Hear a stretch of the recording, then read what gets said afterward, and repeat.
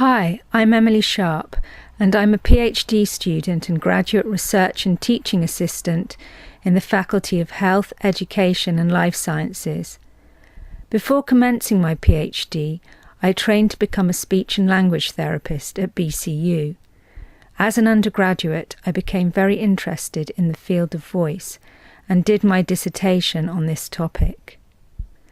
For my PhD research, I am looking at the risk factors for voice problems in teachers in England, so I'm aiming to find the factors that are associated with primary and secondary school teachers getting problems with their voice. In order to do this, I will be doing a quantitative study using a cross-sectional design and collecting data using an online survey. Research into this field is essential.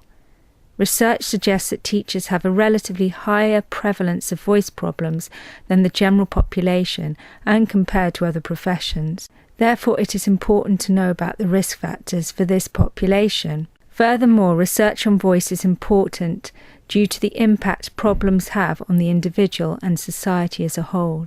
Voice problems can negatively impact on quality of life and well-being and lead to social isolation, depression and self-esteem. So far, I have identified over 60 risk factors that may be associated with voice problems. These range from health factors such as menopause, autoimmune diseases and obesity, to environmental factors such as the subject taught and type of school. It is hoped that the results from this research will add to the evidence base for clinical practice in voice management. Additionally, I hope that it will inform voice training for teachers doing PGCEs and also teachers already in employment in order to help prevent voice problems from occurring. My advice to new PhD students is to not be put off by setbacks in your research.